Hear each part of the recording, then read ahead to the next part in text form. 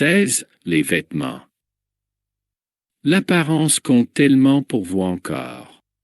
Dès que nous évoquons la notion de vêtements, c'est la mode qui vient en tête pour beaucoup d'entre vous. C'est sans doute un jeu futile et un peu anodin, pensez-vous, mais quand la marque d'un vêtement détermine une position sociale, cela crée toujours des soucis. Cependant, c'est aussi l'effet de séparation qui a créé cela dans votre humanité. Ne vous sachant pas vraiment, par le cœur, connectés les uns aux autres, vous avez utilisé les vêtements comme pour décrire votre personnalité, ce que vous étiez ou vouliez représenter. En intraterre ou pour beaucoup de civilisations, l'union des consciences est connue. Personne n'a vraiment envie de s'habiller différemment de crainte d'être perçu du restant de la planète comme hors de l'unité. C'est donc pour ainsi dire l'inverse de votre style qui est la règle universelle. Ainsi, beaucoup de civilisations portent des tenues qui sont standardisées comme des uniformes. Cependant, il existe une exception lors des fêtes ou festivals de planète où, là, c'est le côté multicolore qui est la règle, pour rappeler la symbiose avec l'univers tout entier comme un champ de fleurs naturelles représentant souvent la même harmonie de couleurs sur votre planète actuelle. Sur Terre 2, les vêtements existent toujours, même si la nudité est perçue comme tout à fait naturelle et acceptable. Leurs fonctions sont d'acclimater le corps aux températures extérieures.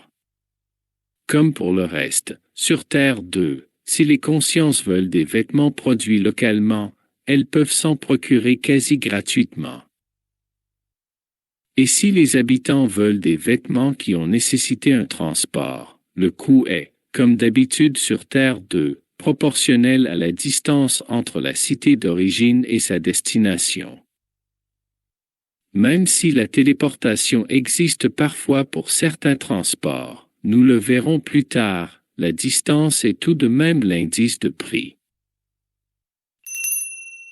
La matière même des vêtements est importante. Car la notion de recyclage étant devenue primordiale, un vêtement doit pouvoir durer et s'adapter aux modes qui persistent encore sur Terre 2.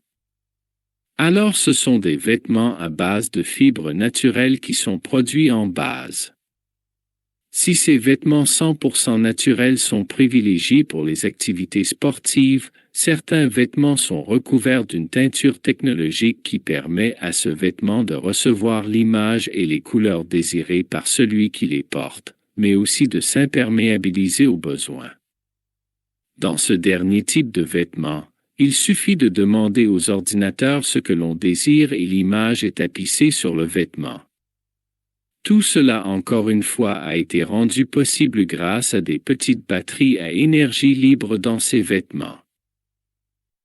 Certains vêtements sont faits de biomatériaux pouvant changer de couleur selon l'énergie, l'humeur de la personne qui les porte. Cela est notamment le cas des religieux, pour qui ce type de vêtements représente une manière de travailler leur conscience, car s'ils quittent la paix, cela se verra immédiatement. Spirituellement parlant, ce type d'habit est très utilisé par les méritants et spiritualistes pour les mêmes raisons. En termes de classification, il y a toujours des vêtements hauts et bas, mais les robes peuvent être portées de manière mixte sans aucun souci, c'est l'usage qui prime sur la forme. Et s'il est besoin de se sentir ample et en pleine liberté de mouvement, tout est choisi en fonction. Les chaussures existent toujours sur Terre 2 avec les mêmes nuances que celles connues de la Terre actuelle. Là aussi, les matériaux naturels et solides sont privilégiés. Chacun choisit sa tenue de travail ou d'exercice selon son propre choix. Mais souvent, les personnes travaillant dans le même environnement utilisent les mêmes vêtements afin de s'affirmer unis dans l'œuvre commune. Même les militaires sont libres de leur tenue, mais eux devront porter un écusson précisant clairement leurs attributions et fonctions au sein de ces ordres qui restent encore assez rigides dans leur fonctionnement, car l'efficacité des actions de ces élites dépend du respect de la place de chacun dans leurs interventions. Vous n'imaginez pas de jeunes pompiers de votre monde faire des recherches en haute montagne alors qu'ils ne seraient formés qu'à éteindre des feux domestiques. Il en est de même, l'apprentissage permet de changer son écusson. Il existe des vêtements spéciaux qui peuvent être considérés comme des aides techniques dans certains cas, cela a été évoqué dans le chapitre précédent. Certains vêtements aident dans certains handicaps où ils peuvent renforcer le squelette et la force d'un habitant, ou remplacer même un membre absent. Tout cela est intégré et associé à une interface neuronale rendant les mouvements les plus naturels possibles afin d'effacer ou corriger les difficultés rencontrées. Les biométaux et nanotechnologies sont aussi utilisés dans certains vêtements. Il s'agira principalement d'éviter des chocs ou coups inutiles, et ici le vêtement, dans certaines circonstances, comme un impact violent, se transforme en carapace à l'extérieur et coussin à l'intérieur.